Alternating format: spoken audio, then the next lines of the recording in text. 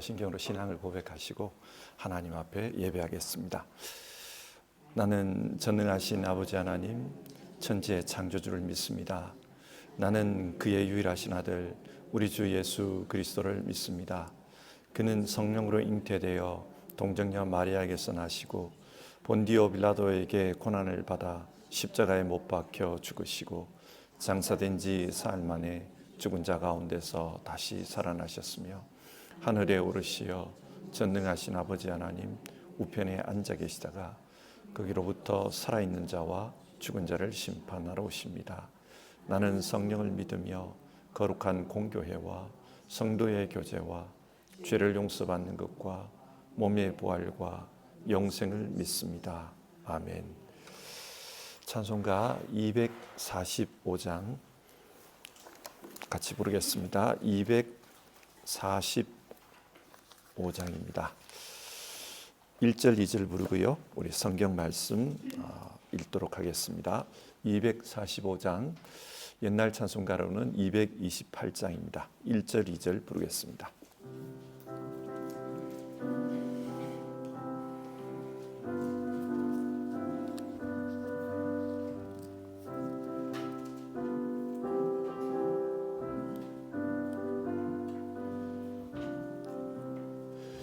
저 좋은 낙원 이르니 내 기쁨하니 없도다. 그 어두운 밤이 지나고 화창한 아침 되도다. 영화롭다 낙원이여 이 산 위에서 보니 먼 바다 건너 있는 집 주 예비하신 곳일세. 그 화려하게 지은 것 영원한 내 집이로다. 이곳과 저곳 멀잖다. 주 예수 건너오셔서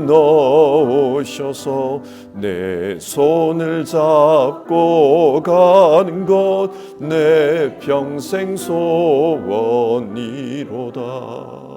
영화롭다 낙원이여 이 산 위에서 보니 먼 바다 건너 있는 집 주 예비하신 곳일세. 그 화려하게 지은 것 영원한 내 집이로다. 아멘. 오늘 읽으실 하나님 말씀은 누가복음 13장의 말씀입니다. 누가복음 13장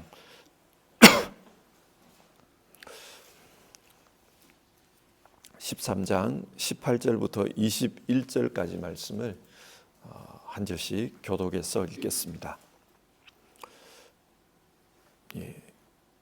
13장 18절부터 21절입니다. 예수께서 말씀하셨다. 하나님 나라는 무엇과 같은가? 그것을 무엇에다가 비길까? 그것은 겨자씨에 담은 경우와 같다. 어떤 사람이 겨자씨를 가져다가 자기 정원에 심었더니 자라서 나무가 되어 공중의 새들이 그 가지에 깃들였다. 예수께서 다시 말씀하셨다. 하나님 나라를 무엇에다가 비길까? 그것은 누룩에 담은 경우와 같다. 어떤 여자가 누룩을 가져다가 가루 서말 속에 섞었더니 마침내 온통 부풀어 올랐다. 아멘. 누가복음 12장에서 하나님께 대해 부요한 자에 대해서 말씀했습니다. 하나님께 대해 부요한 자는 하나님 나라에 가게 됩니다. 근데 여러분, 하나님 나라가 무엇입니까? 성경이 말하는 하나님 나라는 두 가지 형태로 우리에게 이야기되고 있습니다. 하나는 궁극적으로 이루어질 하나님 나라입니다. 이 하나님 나라는 예수님께서 다시 오실 때에 이루어집니다. 요한계시록에서 말하는 새 하늘과 새 땅입니다. 이 나라에서는 100% 하나님의 뜻이 이루어져서 모든 것이 참 아름답게 됩니다. 하나님의 통치가 완벽하게 나타나게 됩니다. 또 다른 하나의 하나님 나라는 아직 우리가 살아있을 때에 이 땅에서 이루어지는 하나님 나라입니다. 이 땅 역시 하나님께서 다스리고 계십니다. 그런데 마귀의 역사도 있습니다. 그렇기 때문에 사람들은 그 마귀에게 속아서 불순종과 불신앙으로 살아갑니다. 이렇게 살아가면은 하나님께서 세상을 다스리신다, 여기에 하나님의 나라가 있다, 그게 보이지가 않습니다. 그래서 사람들은 이 세상에는 하나님 나라가 없다, 하나님 나라 자체를 부정해버립니다. 이것 때문에 예수님께서 오신 것입니다. 예수님은 이 땅에 오셔서 영원한 하나님 나라가 있다, 그 나라를 소망하며 살아라. 사실 하나님의 통치는 지금도 여기서 이루어지고 있다, 그것을 믿으며 살아라. 그리고 하나님의 뜻이 이 땅에 이루어지도록 너희 자신이 바른 믿음으로 살아야 한다, 그것을 전해주셨습니다. 그리고 우리 안에 하나님 나라가 이루어지는 것, 하나님의 통치가 이루어지는 것, 그것을 방해하는 죄의 문제를 주님께서 해결해 주셨습니다. 우리는 이 예수님 때문에 하나님 나라에 갈 수 있고 또 지금도 하나님 나라의 삶을 살 수 있습니다. 예수님을 믿고 살아가는 것, 이것이 오늘 우리에게 요청되는 바입니다. 누가복음 13장은 이와 관련된 내용을 말씀하고 있습니다. 어떻게 예수님을 믿고 어떻게 하나님 나라 사람으로 살 것인가, 그것을 오늘 우리에게 말씀해 줍니다. 그러면 이 말씀을 같이 살펴보도록 하겠습니다. 본문 10절부터 보도록 하겠습니다. 어떤 안식일에 예수님께서 회당에 가셔서 예배를 드리고 있었습니다. 그런데 그 회당 안에 사탄으로 말미암아 18년 동안 질병에 시달리는 한 여인이 있었습니다. 예수님은 그 여인을 보시고 긍휼히 여기시면서 그 여인을 고쳐주셨습니다. 그러자 이것을 본 회당장이 화를 내면서 말합니다. 14절인데요. 일을 해야 할 날이 엿새가 있으니 엿새 가운데서 어느 날에든지 와서 고침을 받으시오. 그러나 안식일에는 그렇게 하지 마시오. 예수님께서 안식일법을 어겼다고 화를 내고 있는 겁니다. 자, 여기서 생각을 해봅시다. 왜 안식일을 지켜야 합니까? 하나님께서 명령했기 때문입니다. 그러면 하나님은 왜 안식일을 지켜야 한다고 명령을 하신 겁니까? 성경을 보면 하루를 구분하는 기준이 오늘날 우리의 기준과는 좀 다른 걸 알 수 있습니다. 저녁이 되고 아침이 되니 제7째 날이라.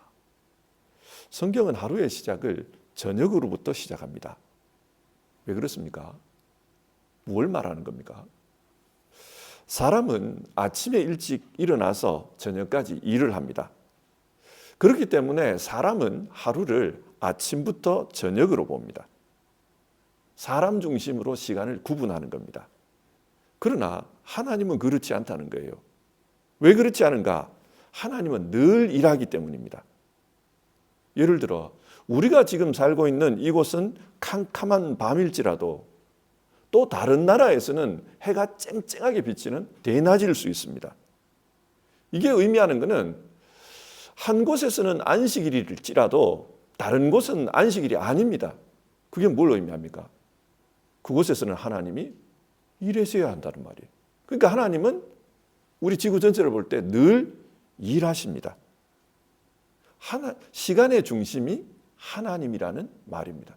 그래서 인간 중심으로 이 시간을 생각하지 말고 하나님 중심으로 생각을 해라. 성경 그걸 말합니다. 자, 이런 상황에서 안식일이 무엇을 의미합니까?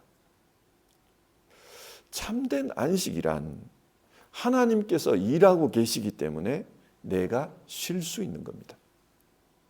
내가 쉬어도 하나님께서 일하기 때문에 나는 굶지 않을 수 있고 공기를 마실 수 있고 또 나는 일하지 않아도 곧 있으면 태양이 뜨오르는 겁니다. 이처럼 하나님은 우리가 일하고 계시는 그 하나님, 우리를 위해서 역사하시는 그 하나님을 믿고 살기를 원하셨습니다. 그래서 이 안식일을 명령한 거예요. 아무것도 일하지 않고 한번 살아봐라. 하나님께서 어떻게 하시는지 살아봐라. 하나님께서 일하시기 때문에 굶지 않는다. 죽지 않는다. 하나님의 일하심을 믿고 즐거워하며 이 날을 보내라. 그게 안식일의 참된 의미입니다. 물론 6일 동안은 하나님의 그 일하심에 우리가 참여하기를 원하십니다. 성실하게 하나님과 함께 살아가는 걸 원하십니다. 그런데 이렇게 살다 보면 사람들이 착각을 해요. 세상은 사람이 일하고 있기 때문에 돌아간다.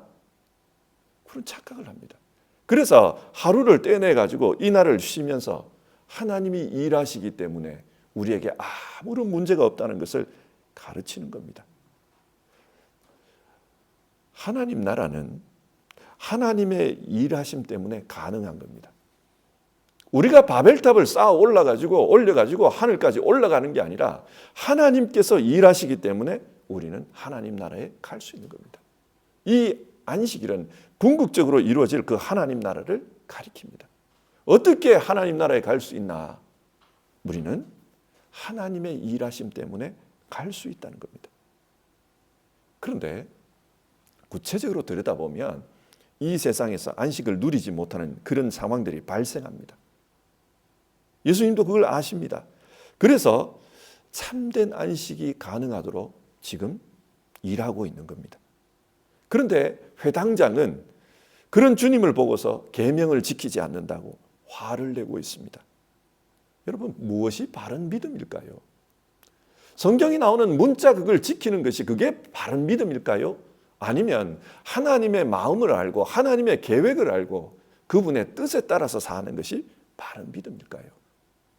오늘 성경은 이 안식일을 통해 하나님 나라 사람들이 어떻게 살아야 되는지 그 믿음에 대해서 말하는 겁니다. 하나님께서 일하신다. 우리는 그분의 일하심을 믿고 그분 앞에서 기뻐하며 사는 것이 그게 참된 믿음이다. 우리에게 그걸 말씀해 줍니다.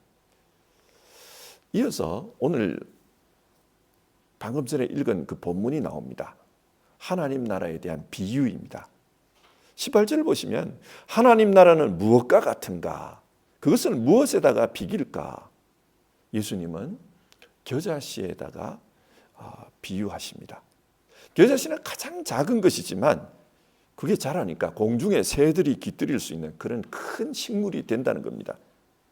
이처럼 주님 당시에 주님께서 보여주시는 그 하나님 나라는 겨자씨 같다는 거예요. 이게 하나님 나라인가?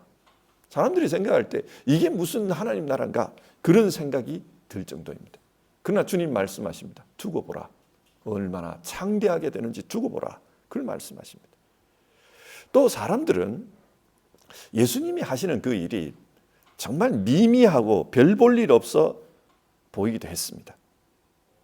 때로는 왜 저렇게 하실까? 그냥 율법 좀 지키면 되지. 왜 사람들하고 저렇게 싸우실까? 사람들이 그런 생각을 해요.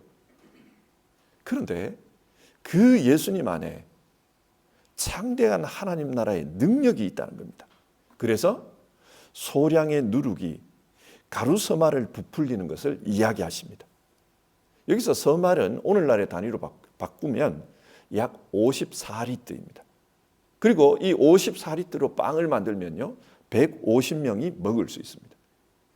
그러니까 소량의 이 누룩으로 150명이 먹을 수 있는 그런 빵을 만들 수 있다는 거예요. 이게 무슨 말이냐? 예수님의 하시는 일이 사람들이 볼 때 왜 이렇게 하실까 이해가 안 돼요. 너무 미미해 보입니다. 비판을 받습니다. 그런데 그 예수님 안에 하나님의 능력이 역사한다는 겁니다. 가루수말을 부풀리는 그 누룩처럼 예수님의 능력이 역사를 하고 있어서 하나님 나라가 이루어진다는 겁니다. 이걸 믿으라는 거예요. 하나님 나라는 이런 거다. 보잘것없어도 그 안에 예수 그리스도를 통해 하나님의 역사가 나타난다. 하나님이 일하고 계신다. 그걸 믿으라는 거예요. 그런데 예수님 당시 사람들은 이게 별로 안 와닿았던 것 같습니다. 그래서 예수님을 따르는 자가 적었습니다. 이걸 보면 제자들이 질문합니다. 23절인데요. 주님, 구원받을 사람이 적습니까? 이 말을 합니다. 주님은 하나님 나라 이야기를 하는데 근데 별로 안 따라와요. 그러면 그 구원받는 사람이 적다는 말입니까? 별로 없다는 말입니까? 이 이야기예요. 그때 예수님 뭐라고 그럽니까? 24절. 너희는 좁은 문으로 들어가기를 힘쓰라. 내가 너희에게 말한다. 들어가려고 해도 들어가지 못하는 사람이 많을 것이다. 좁은 문은 들어가기가 어려운 문입니다.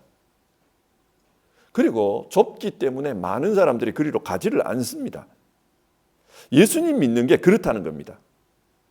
예수님 믿는 것은 누구나 원하는 그런 것, 누구나 가고 싶어하는 그런 것, 그런 게 아니라는 거예요. 참 이상합니다. 왜냐하면 디모데전서 2장 4절에 보면은 하나님은 모든 사람이 구원을 받기를 원하시며 모든 사람이 진리를 알기를 원하신다. 이렇게 말하거든요. 하나님은 모든 사람이 구원받기를 원하십니다. 그러면 구원의 길을 좀 문을 크게 만들어 놓으면 모든 사람이 구원받을 수 있지 않습니까? 그런데 실제로는 좁은 문을 만들어 놨다는 거예요.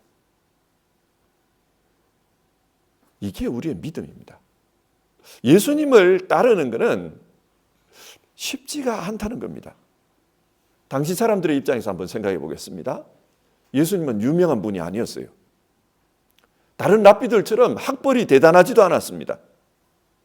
그리고 죄인들이 달리는 그 십자가에 달려 죽었습니다. 이런 분이 도대체 메시아일 수 있나? 별 볼 일 없이 왔다.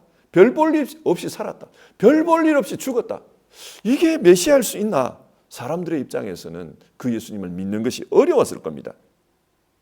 근데 여러분, 사도행전 2장 37절을 보면 베드로가 이 이야기를 해요. 예수님이 이렇게 살았고 이렇게 죽으셨다. 이 이야기를 했는데 그때 사람들의 반응이 뭐였습니까? 형제들이여 우리가 어떻게 하면 좋겠습니까? 그 이야기를 듣고 사람들이 통회하면서 회개합니다. 형제들이여 우리가 어떻게 하면 좋겠습니까? 무슨 말입니까? 구원은 사람의 노력으로 이루어지는 게 아니라 성령께서 오셔서 그 마음을 두들긴다는 거예요. 그러니까 지금까지는 전혀 안 들리던 게 들리기 시작합니다. 그리고 그 안에 믿음이 생겨납니다. 하나님께서 믿음을 주신 겁니다. 그래서 좁은 문이라는 거예요. 이게 인간의 노력으로는 안 된다. 가기를 원하는 사람은 많지만은 들어가지를 못한다. 그런 이야기를 하시는 겁니다. 하나님의 일하심이 없이는 우리의 구원은 불가능합니다. 그래서 하나님은 하나님이 주시는 그 믿음, 그 믿음으로 구원 얻도록 길을 만들어 놓은 겁니다. 그리고 마지막 때 주님께서 이제 심판하실 거잖아요. 그 이야기를 해요. 25절을 보시면 집주인이 일어나서 문을 닫아버리면 너희가 밖에 서서 문을 두드리면서 주인님 문을 열어주십시오 하고 졸라도 주인은 너희가 어디에서 왔는지 나는 모른다 하고 대답할 것이다. 마지막 심판 때 이런 일이 있다는 겁니다. 문이 닫혀버리면 그때는 더 이상 열리지 않는다는 거예요. 그러니까 이 땅에 있을 때 믿음을 가져야 하는 겁니다. 그런데 이런 사람들이 나타나요. 26절과 27절 말씀. 그때에 너희가 말하기를 우리는 주인님 앞에서 먹고 마셨으며 주인님은 우리를 길거리에서 가르치셨습니다 할 터이나 주인이 너희에게 말하기를 나는 너희가 어디에서 왔는지 모른다. 불의를 일삼는 자들아 모두 내게서 물러가라 할 것이다. 무슨 말입니까? 그때가 되면은 주님, 내가 주님 믿었지 않습니까? 주님 믿고 따랐는데 왜 나 모른다고 합니까? 그런 사람들이 나타난다는 거예요. 왜 이런 일이 나타날까요? 믿기는 믿었는데 잘못 믿은 겁니다. 예수님하고 상관없는 믿음을 한 겁니다. 여기서 우리는 중요한 교훈을 얻어야 합니다. 믿음에서 중요한 것은 열심히 믿는 게 아니라 바르게 믿는 겁니다. 바르게 믿어야 하나님 나라에 갈 수 있습니다. 그럼 바른 믿음이 뭡니까? 그래서 예수님은 바른 믿음에 대한 이야기를 31절 이하에서 해주십니다. 그것은 온전히 예수님을 따르는 겁니다. 헤롯이 예수님을 죽이려고 한다는 겁니다. 예수님이 그 이야기를 들었습니다. 왜 헤롯이 예수님을 죽이려고 했을까요? 가짜는 진짜가 나타나면 싫어합니다. 진짜가 없을 때는 가짜가 진짜 노릇을 할 수 있어요. 헤롯은 자기가 하나님의 아들이라고 그랬어요. 그래서 유대인의 왕이라는 겁니다. 자기가 하나님의 아들이라고 했습니다. 예수님이 오기 전에는 그게 먹혀들었어요. 근데 진짜가 나타나니까 가짜가 들통이 나는 거예요. 그러니까 가짜가 싫어하는 겁니다. 이 세상은 그렇습니다. 세상에는 진리라고 말하는 게 많아요. 무슨 과학 지식이 진리고 무슨 철학이 진리고, 그런데 진짜가 나타나면 이 가짜들이 싫어해요. 가짜들이 배척합니다. 그래서 예수님을 대적하는 겁니다. 그런데 예수님께서 이 상황에서 어떤 말씀을 하신가? 33절에서 그러나 오늘도 내일도 그 다음 날도 나는 내 길을 가야 하겠다. 무슨 말입니까? 가짜가 나를 죽이려고 한다 할지라도 하나님의 뜻을 이루기 위해서 나는 내 갈 길 갈 것이다. 그 말입니다. 성경이 왜 우리에게 이 말을 합니까? 우리에게도 이렇게 살라는 겁니다. 세상을 살면서 가짜는 진짜를 싫어합니다. 진짜 구원의 길을 가고자 하면은 그걸 싫어해요. 그러나 싫어한다고 타협하지 말고 묵묵히 자기 길을 걸어가라는 것입니다. 예수님을 죽이려고 해도 예수님은 묵묵히 그 길을 걸어간 것처럼 우리도 묵묵히 신앙생활을 그렇게 해야 된다. 그걸 말하는 겁니다. 가짜들은 예수님을 좋아하는 이유가 예수님 때문에 얻을 수 있는 영광, 많은 사람들이 예수님 때문에 열광하는 것, 그리고 그 예수님을 따르면 마지막에 내가 뭘 얻을까? 수지타산을 따지고 그 이익 때문에 좋아합니다. 그러나 참된 믿음은 그런 게 아닙니다. 예수님이 진짜이기 때문에 따르는 거예요. 그분 따르면서 영광 못 얻을 수도 있고 인기 없을 수도 있습니다. 이익이 없을 수도 있습니다. 그러나 그분이 진짜이기 때문에 따르는 겁니다. 환난과 핍박이 오면요, 진짜와 가짜는 분명하게 드러납니다. 환난과 핍박이 오면 가짜는 버립니다. 그러나 진짜는 그래도 묵묵히 따릅니다. 그게 바른 믿음이다. 우리에게 그걸 말씀해 줍니다. 자, 오늘 말씀을 한번 정리해 봅시다. 예수님께서 우리에게 하나님의 나라를 가져오셨습니다. 이 땅에 있는 사람들이 하나님의 나라가 없다라고 생각하기 때문에 예수님께서 그 하나님 나라를 가져오셔서 우리에게 보여주십니다. 그리고 믿음으로 하나님 나라에 갈 것을 우리에게 요청하셨습니다. 따라서 우리는 바른 믿음으로 사는 게 중요합니다. 그러면 하나님 나라에 가는 그 믿음은 어떤 믿음입니까? 오늘 성경이 말하는 것은 두 가지입니다. 첫째는 하나님의 일하심을 믿고 살아라는 겁니다. 이 땅에 살면서 아무리 노력해도 안 되는 일이 있어요. 이 땅에서 정말 내 한계가 뚜렷하게 느껴지는 그런 상황들이 많이 벌어집니다. 그런 상황이 벌어지더라도 하나님께서 일하심을 믿고 살라는 겁니다. 이 땅에는 어떤 사람들은 힘이 있고 어떤 사람은 힘이 없습니다. 힘이 있는 사람들은 자기 힘을 믿고 살아갑니다. 하나님의 일하심을 안 믿는 거예요. 어떤 사람들은 힘이 없기 때문에 나는 안 돼, 그렇게 포기하고 살아갑니다. 이것도 하나님을 안 믿는 거예요. 하나님이 일하심을 믿는다면 나의 연약함에도 불구하고 하나님께서 일해 주실 것이다. 그게 믿음입니다. 내 힘을 믿고 사는 그 교만도 바른 믿음이 아니지만 내 자신의 연약함을 보고 절망하는 것, 그것도 바른 믿음이 아닙니다. 우리는 하나님의 일하심을 믿으면서 소망 가운데 사는 겁니다. 그게 바른 믿음이다. 우리의 그걸 말씀합니다. 두 번째는 환난이 있든 어려움이 있든 어떤 상황이든 묵묵히 주님을 따르라는 겁니다. 기독교인으로 사는 게 유리할 때는 교회 교인이 되는 게 상대적으로 쉽습니다. 이때는 진짜하고 가짜가 구분이 잘 안 돼요. 그런데 기독교인으로 사는 것이 불리해지면은 진짜하고 가짜가 드러나요. 우리는 지금 사는 세상을 잘 봐야 됩니다. 세상이 많이 발달했어요. 지식이 많이 발달했습니다. 기술도 많이 발달했습니다. 그런데 살기 어려워요. 신앙으로 살기 어렵습니다. 세상의 지식이 진리인 듯 행동을 합니다. 그리고 세상의 기술을 가지고 이게 진짜 힘이다 그렇게 말하고 있습니다. 그러는 가운데 신앙은 가짜고 신앙은 힘이 없다 그렇게 말해요. 우리는 세속사회에서 살고 있습니다. 믿음으로 사는 게 굉장히 어렵게 되어버렸습니다. 그리고 이런 세상 속에서 진짜와 가짜는 드러난다는 것을 기억해야 합니다. 성도 여러분, 내 몸이 교회에 앉아있는 게 그게 신앙이 아닙니다.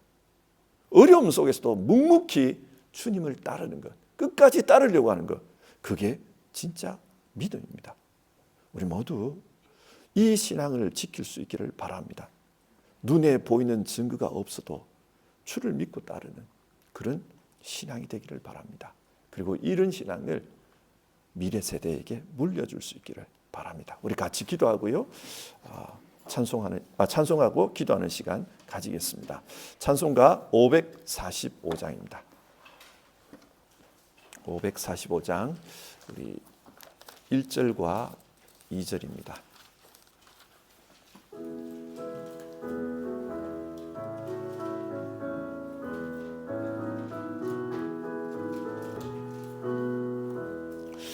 이 눈에 아무 증거 아니 배여도 믿음만을 가지고서 늘 걸으며 이 귀에 아무 소리 아니 들려도 하나님의 약속 위에 서리라. 걸어가세 믿음 위에 서서 나가세 의심 버리고 걸어가세 믿음 위에 서서 눈과 귀에 아무 증거 없어도 이 눈이 보기에는 어떠하든지 이미 얻은 증거대로 늘 믿으며 이 맘에 의심 없이 살아갈 때에 우리 소원 주 안에서 이루리. 걸어가세 믿음 위에 서서 나가세 의심 버리고 걸어가세 믿음 위에 서서 눈과 귀에 아무 증거 없어도. 같이 기도하겠습니다. 성경은 우리에게 믿음으로 살아야 된다. 그게 하나님 나라 사람들이 이 땅에서 사는 길이다. 그걸 말씀합니다. 두 가지 믿음을 이야기하는데요. 내가 연약해도 하나님께서 일하심을 믿으라. 그리고 그 하나님의 일하심을 믿기 때문에 마음의 안식을 가지고 늘 기뻐하면서 살아야 된다. 예수님이 우리에게 말씀하신 겁니다. 또 다른 하나는 어려움이 있어도 하나님의 일해 주심을 믿고 끝까지 주님 따라가라는 겁니다. 참과 거짓은 시험이 와봐야 분명하게 드러납니다. 그래서 삶의 시험이 왔을 때 그때도 묵묵히 주님을 따르는 그 믿음을 가져라. 그걸 이야기했습니다. 근데 누가복음 보면 예수님이 이런 말씀을 합니다. 그런데 마지막 때에 이런 믿음을 보겠느냐, 그 말씀을 하셨어요. 그래서 우리는 오늘 아침 기도하기를 바라는 건, 주님, 내가 진짜 믿음의 사람으로 살기를 원합니다. 정말 내 힘 믿고 교만하지 않게 하옵소서. 내 힘 믿고 또 좌절하지도 않게 하옵소서. 정말 하나님의 일하심을 믿고 하나님 향해서 눈을 들고 그렇게 살게 하여 주시옵소서.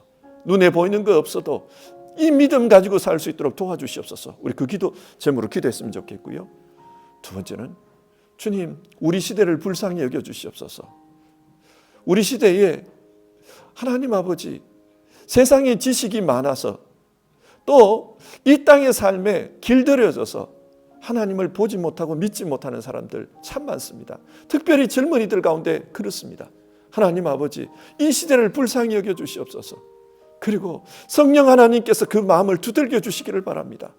그래서 성령 하나님의 역사로 말미암아 믿음을 가질 수 있도록 이 시대의 젊은 이들을 주님 기억하여 주시옵소서. 우리 미래 세대를 주님께서 기억하여 주시옵소서. 믿음으로 살 수 있도록 도와주시옵소서. 우리 이 기도 제목으로 같이 기도하겠습니다. 기도하겠습니다.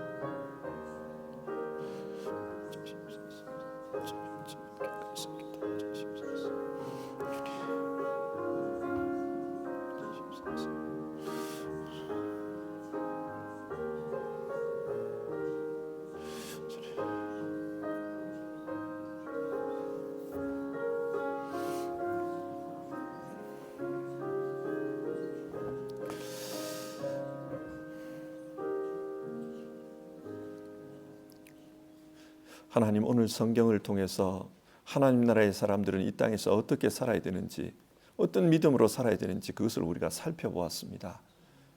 성경은 우리에게 하나님의 일하심을 믿고 철저하게 하나님을 의지하면서 살아야 된다, 우리에게 그것을 말씀합니다. 정말 하나님께서 하나님 나라를 위해 일하고 계시는 것, 그건 믿음에 사는 우리 되게 하여 주시옵소서.